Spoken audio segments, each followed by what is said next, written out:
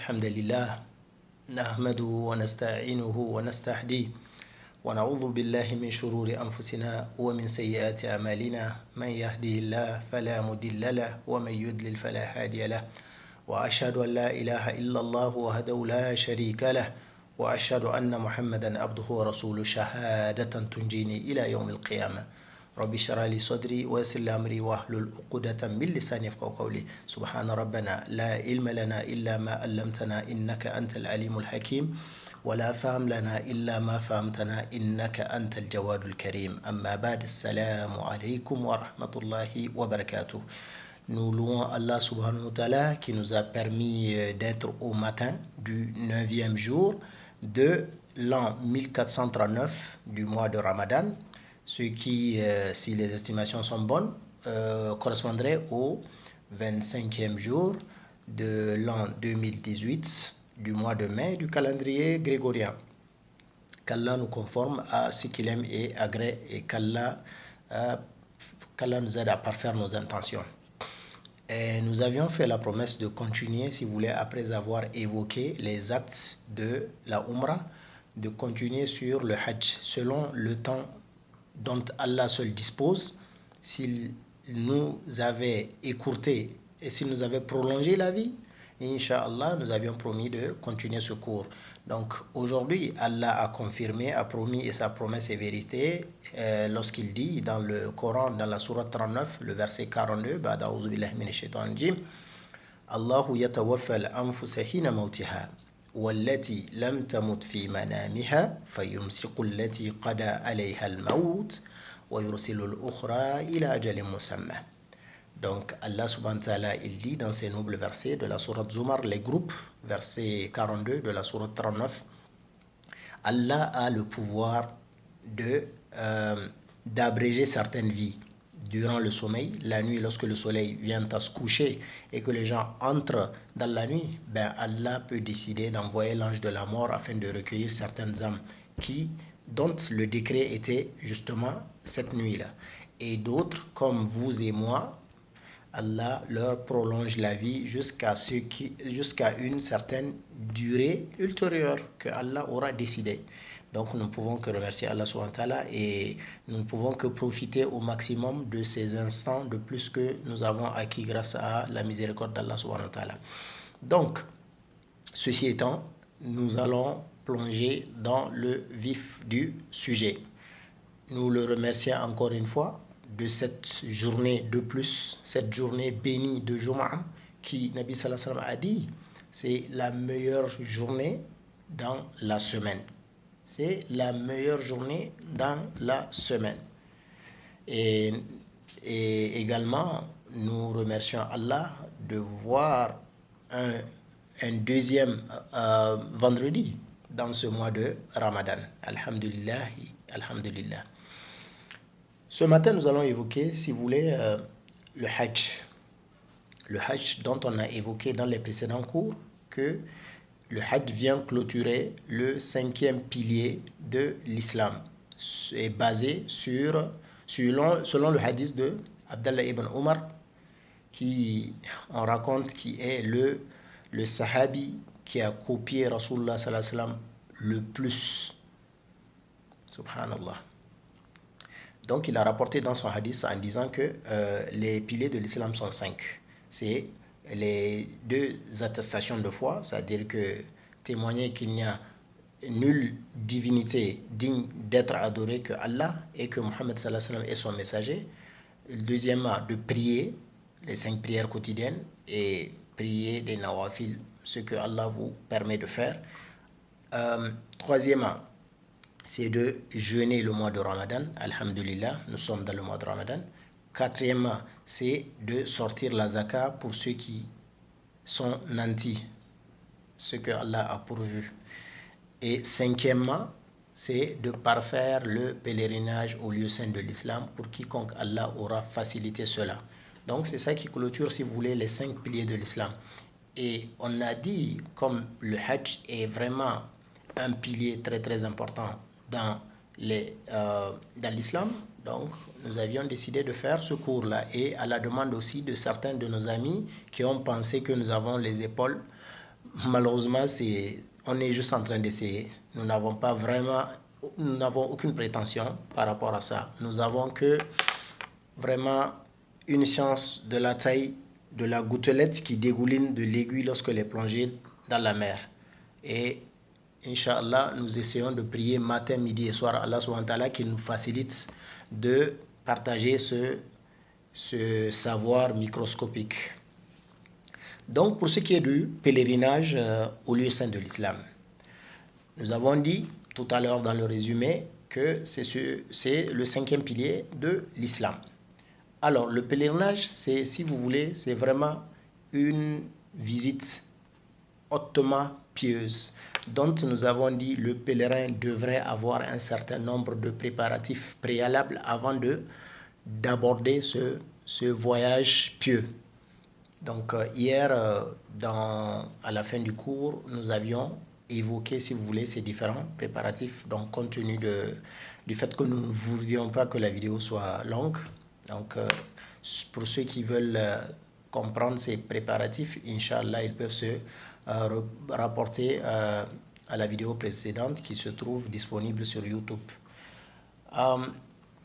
Donc par rapport au pilier par rapport au Hajj, nous avons dit qu'il y a 5 piliers pour le Hajj qui sont le Ihram, l'intention, c'est-à-dire au niveau de Miqat, ok. Et nous avons dit deuxièmement, il y a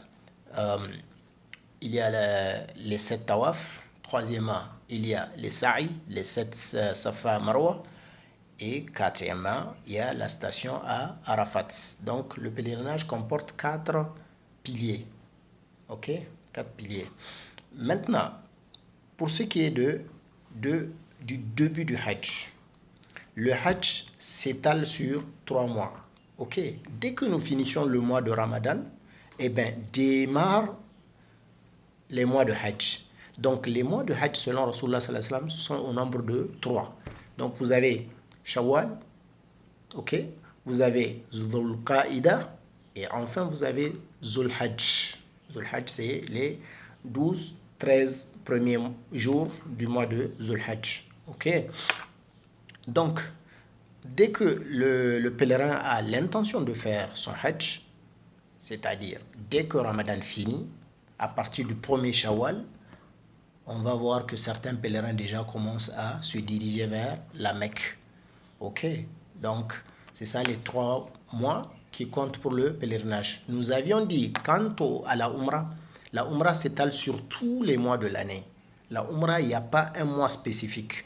Mais seulement ce que nous avons remarqué, les gens donnent préférence au mois de Ramadan, tout simplement compte tenu du hadith de Rasulullah sallallahu alayhi wa sallam qui dit que quiconque fait la Umrah pendant le mois de Ramadan, il aura la récompense de celui qui a fait le pèlerinage en ma compagnie, moi Rasulullah sallallahu alayhi wa sallam. Et nous avions dit, c'est pour ça que nous avons remarqué que nous qui sommes ressortissants de ce beau pays, le Niger, nous avons beaucoup de nantis de notre pays qui se dirigent vers les lieux saints de l'islam pendant ce mois de Ramadan. Qu'Allah facilite à un plus grand nombre. Amin. Et qu'Allah surtout leur accorde une Umrah mabrour, Inch'Allah. Donc, pour ce qui est du début du Hajj. Donc, on a dit pour le pèlerin, lorsqu'il arrive au niveau de Miqat, d'abord, avant de parler de l'entrée en matière, nous avons spécifié pour le Hajj. Donc, pour le Hajj, vous avez ce qu'on appelle 3 modèles de Hajj. On a 3 modèles de Hajj. Nous avons parlé des piliers. Il y a 4 piliers. Ça, c'est dans l'exécution du Hajj. Maintenant, pour ce qui est des modèles, les différents modèles de Hajj, vous avez 3 modèles de Hajj. Ok, 3 modèles. Le premier modèle, c'est celui-là qu'on appelle At-Tamattu'i. On l'appelle At-Tamattu'i.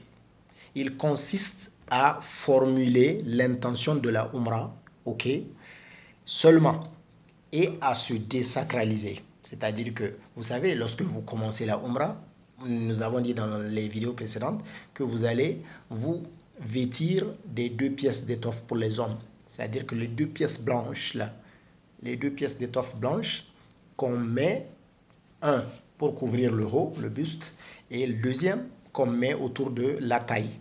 Ok, c'est-à-dire que dessous le nombril jusqu'à couvrir les genoux pour les hommes. Et pour les femmes, elles doivent s'assurer qu'elles ont porté une tenue décente, qui n'est pas provocante. Ok? Et la femme ne doit pas couvrir son visage ni les mains. Donc, les mains de la femme, elles doivent être découvertes et ainsi que son visage. Et le visage, précision de taille, lorsque elle pense que ça peut être une tentation pour les hommes, ben, elle peut rabattre, si vous voulez, un petit voile sur son visage. Mais la prescription, c'est de laisser le visage à découvert et les mains. Alhamdulillah, qu'Allah nous conforme à ce qu'il aime et agrée. Donc c'est ça le tamattu'i. Donc une fois que le pèlerin qui a choisi le modèle tamattu'i, une fois qu'il finit la umrah, maintenant ce qui va suivre, dès qu'il finit la umrah, il peut enlever, si vous voulez, il peut se débarrasser des 2 pièces de ihram et revenir à la vie normale. Attendre, si vous voulez, le 8e jour qu'on appelle Yawm al-Tarwiyah. Ok, c'est-à-dire qu'on peut dire en d'autres termes, Yawm al-Tarwiyah, c'est comme le jour des provisions. C'est-à-dire que c'est le 8e jour du 12e mois. C'est-à-dire Zul Hajj. Dès que Zul Hajj arrive, le 8e jour, qui est appelé jour de Tarwiyah ou jour de provision, préparatif, d'accord, parce que le lendemain, qui est le 9e jour, Yom al-Arafah, les gens iront à Arafah. Donc c'est la raison pour laquelle on dit qu'on se sacralise à nouveau. Donc après avoir fini la Umrah, les pèlerins se désacralisent. Pour ceux qui ont choisi le modèle tamattu'i. Maintenant, dès qu'ils finissent la Umrah, ils se débarrassent des vêtements et ils reviennent à la vie normale. Ils passent leur temps dans les rues de Makkah. Passent une vie normale à Makkah, ok? S'ils peuvent vaquer à du commerce, ils peuvent le faire. Parce que Allah a dit dans le Coran, ce n'est pas interdit pour eux d'essayer de trouver quelques faveurs. Il n'y a pas de problème, ils peuvent faire un petit commerce, histoire de pouvoir ne pas juste sortir de l'argent, histoire d'avoir une entrée de capitaux. Donc, dès qu'il finit, il se désacralise. Et le 8e jour, il doit se resacraliser à nouveau. Et pour cela, il n'a pas besoin d'aller à Tan'im, comme nous avons précisé. Ils ne vont pas à Tan'im. Ils ne vont pas à Tan'im. Ils se sacralisent à nouveau à partir de leur hôtel. Ça y est, à partir de l'hôtel, ils se sacralisent, ils remettent les habits, d'accord? Une fois qu'ils ont remis les habits, maintenant, ils vont se diriger comment ça s'appelle? Ils vont se diriger le lendemain à Mina. Certains, ils ont l'habitude d'aller dormir à Mina et de continuer avant l'aube pour prier à Namira. Namira, c'est la mosquée qui est à l'entrée de Arafat. Donc, certains, ils vont prier et dormir à Mina et avant l'aube, se lever pour aller. De toute façon, aujourd'hui, avec le transport, les bus, c'est très facile. Et il y a des nouvelles technologies, c'est-à-dire qu'il y a désormais un métro qui lie, si vous voulez, les différentes destinations. Donc, voilà ce qui concerne le tamattu'i. Et maintenant, toujours concernant le tamattu'i, lorsque vous avez décidé, le pèlerin a décidé de faire tamattu'i, il est obligé de préparer une bête qu'il va sacrifier le 10e jour. Ok, le 10e jour, parce que c'est la fête des sacrifices. Donc, le 10e jour, au retour de Arafat, lorsqu'ils reviennent à Mina pour passer la nuit, donc le 10e jour, à Mina, ils doivent égorger, si vous voulez, la bête. Si la personne n'a pas les moyens d'égorger la bête, donc elle va devoir, c'est ça le Coran a dit, c'est ça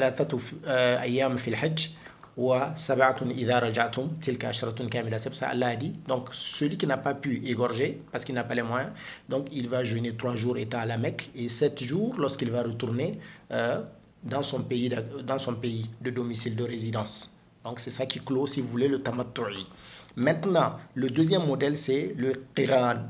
Ça s'appelle le qiran. Okay? Le qiran, il consiste à formuler l'intention de la umrah et du hajj ensemble. Donc la umrah et le hajj, on les fait ensemble. D'accord? On les fait ensemble. Et dans ce cas-là, et à rester dans les ihram. Vous n'allez pas vous débarrasser comme dans tamattu'i. Lorsque vous décidez de faire qiran, donc ça veut dire que vous allez rester avec les ihram jusqu'à commencer les rites du hajj. Jusqu'à ce que vous finissiez tawaful ifada. Nous allons le voir plus loin. C'est le jour-là seulement que vous pouvez vous débarrasser des ihram. Ok? Autrement, vous ne pouvez pas. Vous allez rester. Si vous avez choisi de faire qiran, c'est-à-dire que de faire umrah et hajj ensemble, donc là, une fois que vous finissez le umrah, vous allez garder les vêtements jusqu'à parfaire le hajj. Ok? Et dans ce deuxième cas aussi, vous devez vous munir de la bête à immoler le jour de sacrifice, le 10e jour.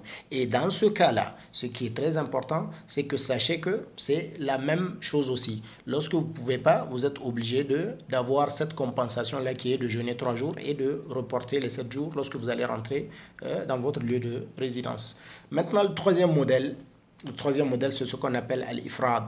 Ifrad, c'est-à-dire que comme son nom le dit, ça veut dire singulier. Là, c'est l'intention de Hajj seulement que vous allez formuler. Vous formulez uniquement l'intention de faire le Hajj, qu'on se comprenne très bien. Donc, et vous allez rester dans la tenue comme dans le Qiran. Vous n'allez pas vous débarrasser des Ihram. C'est seulement dans le Tamattu'i qu'on peut enlever les Ihram, revenir à la vie normale, s'habiller comme ça, ok?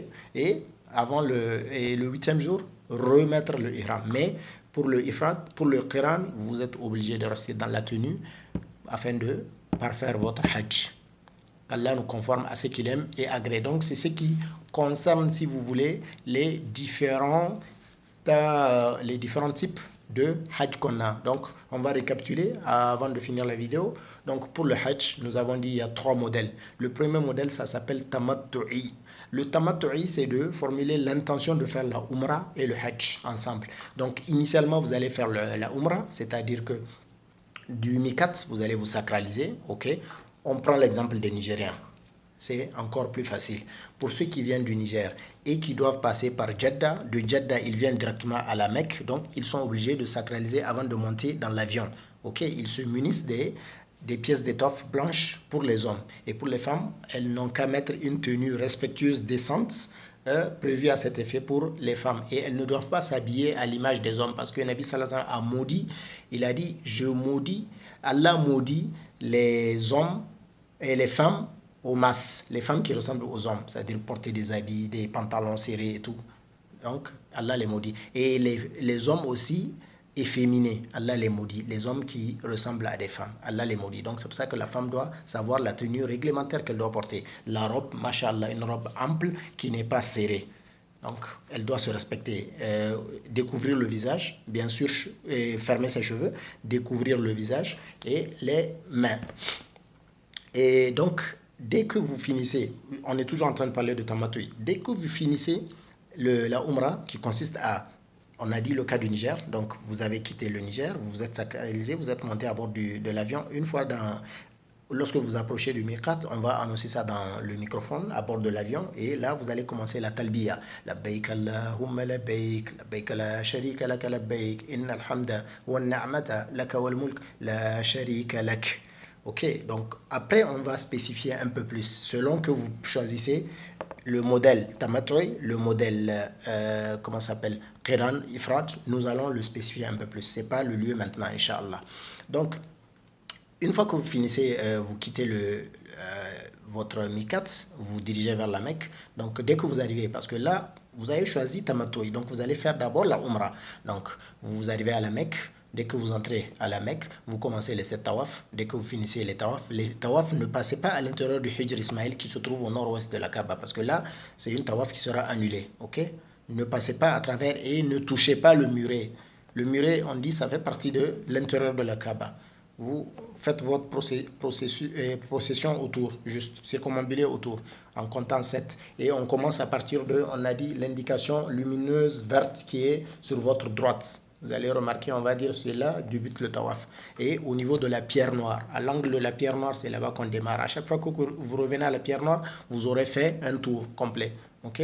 Donc, après avoir fini les 7, nous avons dit, vous allez vous mettre la Maqam Ibrahim, la petite coupole dorée qui est en face de la porte de la Kaaba. Donc, vous allez mettre cette coupole-là, Maqam Ibrahim, entre vous et la Kaaba. Vous allez prier 2 raka. Une fois que vous finissez, vous vous dirigez vers Safa et Marwa. Vous faites 7 tours. Vous commencez par Safa parce que Nabi sallallahu alayhi wa sallam a dit Abda'u bima bada Allah. Je commence par là où Allah a commencé en disant, Allah disait dans le Coran, dans la sourate Baqara, Allah, au verset 158, si j'ai bonne mémoire, Allah disait que Inna Safa wal Marwa. Donc, comme Allah a commencé à dire Safa, donc ça veut dire que Nabi sallallahu alayhi wa sallam a dit on commence par Safa avant de venir à Marwa. Ok, donc c'est ça. Quand je finis les 7 tours qui doivent commencer à Safa et finir à Marwa, dès que je finis, je me rase la tête. Quand je me suis rasé, maintenant je vais me couper les cheveux. D'accord? Dès que je coupe les cheveux, maintenant, ce qui me reste, c'est de me débarrasser des ihram. Je remets les habits normaux. Ok? Je reviens à la vie normale. Maintenant, j'attends le 8e jour. Le 8e jour de Tarwiya, c'est-à-dire le 8e jour du 12e mois de l'année musulman. Okay? Le 8e jour du 12e mois de l'an musulman. En ce jour qui est appelé Tarwiya, je reprends, je remets les habits. À partir de mon hôtel, je remets les habits et désormais, je vais me diriger vers Mina pour que le lendemain, le 9e jour, je me retrouve à la station de Arafat. Ok? Donc ça, c'est pour ceux qui ont choisi At-Tamattu'i. Et ils doivent, j'ai rappelé, ils doivent se munir d'une bête à immoler, à sacrifier le 10e jour. Le jour de la Tabaski, ils doivent immoler une bête. D'accord? C'est ça qui va clôturer leur hajj. Immoler la bête. Maintenant, ceux qui n'ont pas les moyens d'immoler une bête, on a dit ils vont jeûner 3 jours étant à la Mecque et 7 jours quand ils vont retourner à la maison.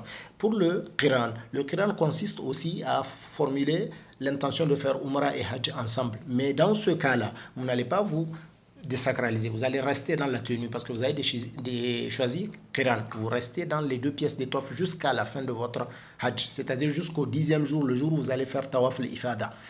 Ok, lorsque vous allez faire les premiers Jamra là, ok, Jamratul Aqaba, lorsque vous finissez là, vous allez vous faire les Tawaf al-Ifada et dès que vous finissez maintenant, vous pouvez vous sacraliser et désacraliser. D'accord, c'est ça. Et ensuite maintenant, le 3e modèle, ça s'appelle, et toujours dans le Qiran, vous devez aussi avoir une bête à immoler, comme dans le Tamattu'i. Ok. Maintenant, pour le Ifrat, là, vous n'avez pas à immoler une bête, mais là, la seule intention que vous prenez, c'est de faire le Hajj. C'est-à-dire, on va le spécifier dans les prochaines vidéos. Là, pour le Ifrat, vous allez dire Labbaika Hajjan, bas. C'est ce que vous allez dire, Labbaika Hajjan. Mais dans les 2 premiers cas, vous allez dire Labbaika Umratan wa Hajjan. Donc, parce que vous allez cumuler les 2. Qu'Allah nous conforme à ce qu'il aime et agrée, qu'Allah facilite le Hajj à la majeure partie des musulmans, mais non seulement de tous les musulmans, Inch'Allah. Qu'Allah nous conforme à ce qu'il aime et agrée, qu'Allah bénisse le Niger, qu'Allah bénisse nos parents qui ont su nous donner la vie, nous éduquer à la mesure de leur possible et qu'Allah fasse en sorte que nous profitions de ce mois de Ramadan, qu'Allah fasse que nous ne soyons pas des Ramadaniyoun, des gens qui vont adorer Allah durant Ramadan. Fasubhanaka Allahumma wa bihamdika ashhadu an la ilaha illa anta astaghfiruka wa atubu ilayk. Fassalamu alaykum wa rahmatullahi wa barakatuh.